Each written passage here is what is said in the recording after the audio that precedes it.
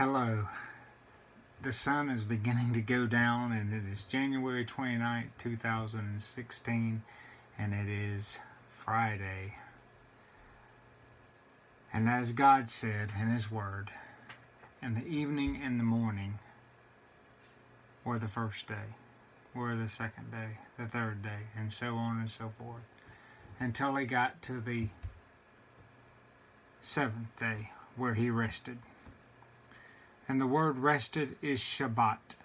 And so from the Hebrews, we will hear the word Shabbat Shalom. And so I wanted to tell you today, may you have a peaceful Sabbath. The sun is going down now. It is time for us to have that day of rest, that day of God's promise. Now, for those who would want to wonder about God's fourth commandment, let me remind you that the word in Hebrews for rest, Hebrews chapter 4, where it says rested, is katapopsin or katapopsis.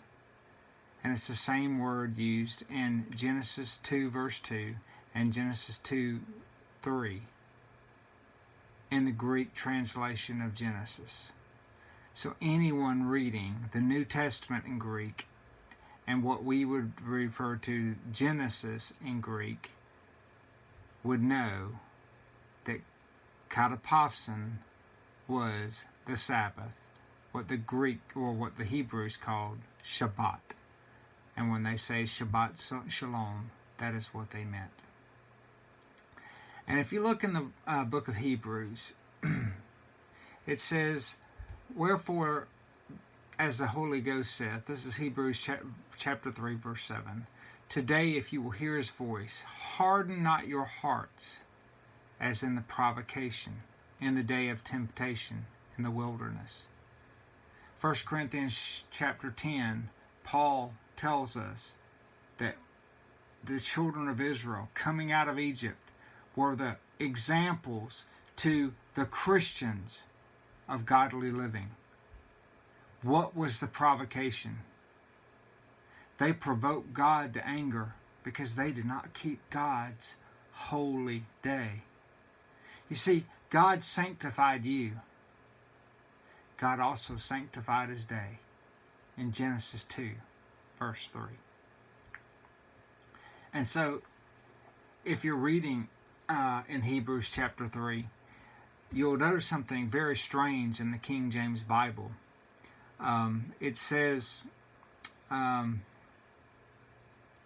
me just continue to read here in verse 9, talks about the wilderness in verse 8. And in verse 9, when your fathers tempted me, proved me, and saw my works 40 years, wherefore I was grieved with that generation, and said, they do always err in their heart, and they have not known my ways. So I swear in my wrath, they shall not enter into my rest. Verse 11, so I swear in my wrath, they shall not enter into my rest. The word not there is e in Greek. And you do not get the word not from the word e in Greek. The word is if. And there is a proof text of that, even in the translation of the King James Bible. If you'll turn over to chapter 4, where he is saying again,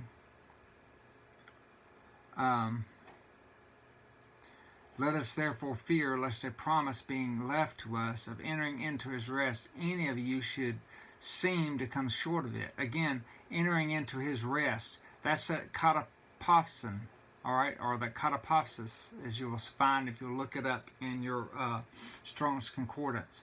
That's Shabbat. For unto us was the gospel preached.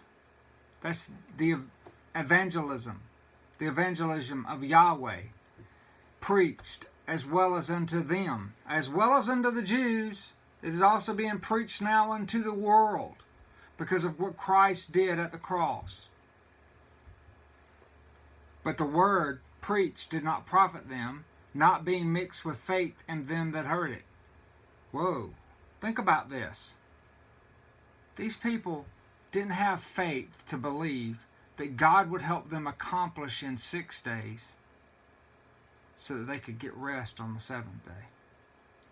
In other words, if you look at Exodus chapter 16, you'll see them going out to gather manna for 6 days, and then someone out on the 7th day, when God commanded them not to gather on the 7th day, that He would provide them a double portion on the 6th day.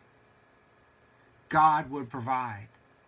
And so that is the faith that God is asking us to have today. God is going to provide. He is going to meet your every single need. And there is a promise of entering into His rest. And as He says, I have sworn in my wrath, verse 3, for we which have believed do enter into rest. That catapopsin, there it is again. Do enter into the Sabbath, as He said, as I have sworn in my wrath, if they shall enter into my rest. So here in chapter 4, the King James writers actually translated the Greek properly. And in chapter 3, they use the word not. Because it is true that the Sabbath day does point to a final day of rest, a final day when God raises the dead and God brings in His kingdom, and we are resting once and for all from our labors.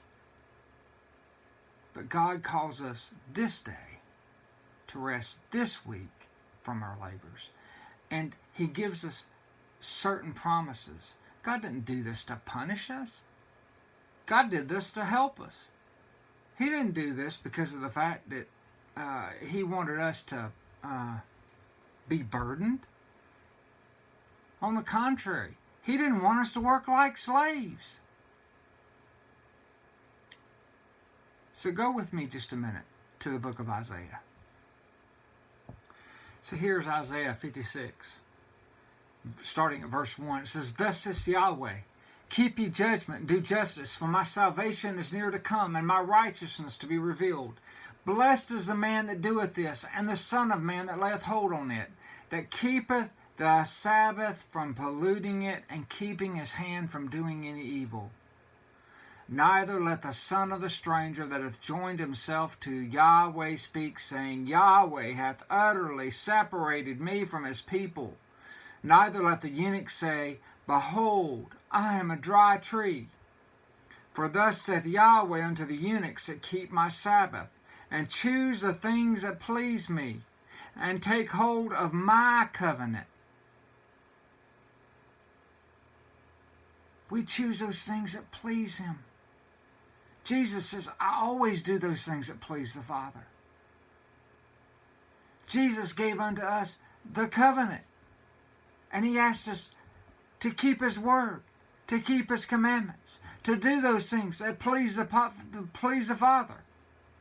Verse 5, Even unto them will I give in mine house and within my walls a place and a name better than the sons and daughters. I will give them an everlasting name that shall not be cut off. Also the sons of the stranger that join themselves to Yahweh, to serve Him and to love the name of Yahweh, to be His servants, every one that keepeth the Sabbath from polluting it, and taking hold of my covenant. Even them will I bring to my holy mountain, and make them joyful in my house of prayer. You see, God's house of prayer was a house of prayer for all nations. Their burnt offerings and their sacrifices shall be accepted upon mine altar. For mine house shall be called an house of prayer for all people. Didn't Jesus say that? And have we seen that yet? Where Yahweh's house is called a house of prayer for all people?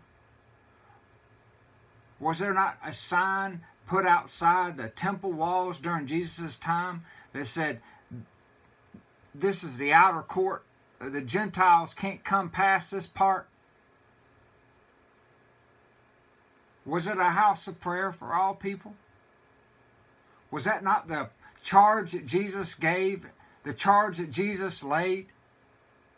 Do we not look at the time of Ezekiel when Ezekiel says that the temple will actually be rebuilt? The Lord Yahweh, which gathereth the outcasts of Israel, saith, Yet will I gather others to him. Who are those others? That's us, besides those that are gathered unto him. Let's look at another scripture. One of my favorite. It's Isaiah 58. Isaiah 58:13.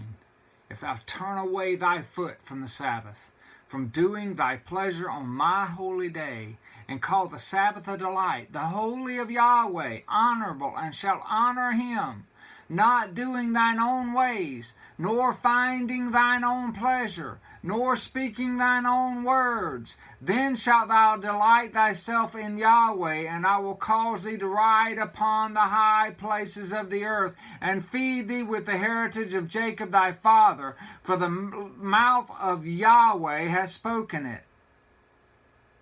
Who doesn't want to ride on the high places of the earth? Who doesn't want to please Yahweh? There is a blessing and a promise for keeping God's fourth commandment. Now finally, let's go to Isaiah 66.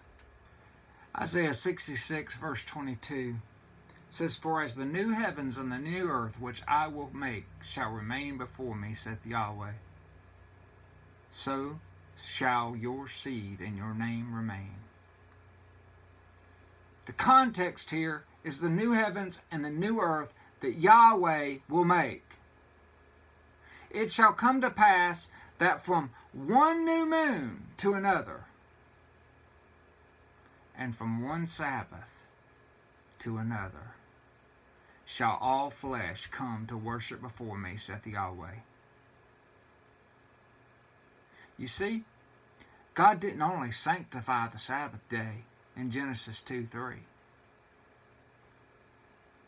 He didn't only sanctify it for the children of Israel when he called them out of Egypt.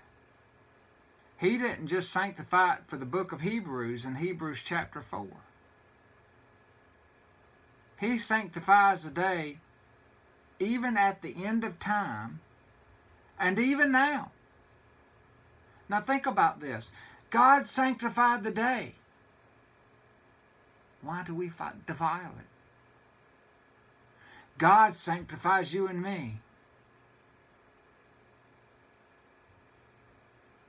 Why would God defile us? For if we would know that we would not defile ourselves, then why would we admit that God would defile his day?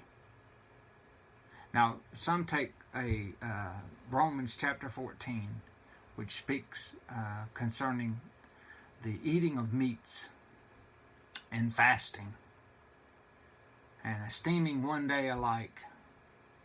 But I want to remind you of something.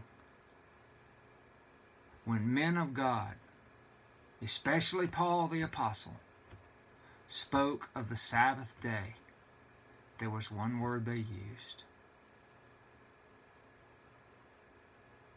Possibly two. Katapopsim was one that I gave you. But with Shabbat was the one that they would use in Hebrew. It wasn't just a single day. And there is a promise that God gives to eunuchs, to foreigners, and even to Jews who would keep his Sabbath day. Now I know there's a lot of people that would like to put me in a box. They'd like to say, hey, because I believe in keeping God's fourth commandment, that I believe in the Sabbath day, that I believe that there are promises, they would like to put me with this group of people or that group of people. There's only one group that I belong to. That is the saints of the Most High through Jesus Christ the Messiah. It says in Revelation chapter 12, verse 17, And the dragon, that is the devil, was wroth with the woman being the church, the woman being the ecclesia, that gathering, the one that gave birth unto the Messiah, the promised seed. And this devil, this dragon, went to make war with the remnant of her seed. That's who I am, and I hope that's who you are. And it defines in Revelation 12:17 who the remnant of the seed are. I'm the remnant of the seed, and this is the definition of the remnant of the seed, which keep the commandments of God and have the testimony of Jesus Christ. That's me. I hope that's you today. And with that, I would like to say, may you have a peaceful and restful Sabbath. Shabbat Shalom.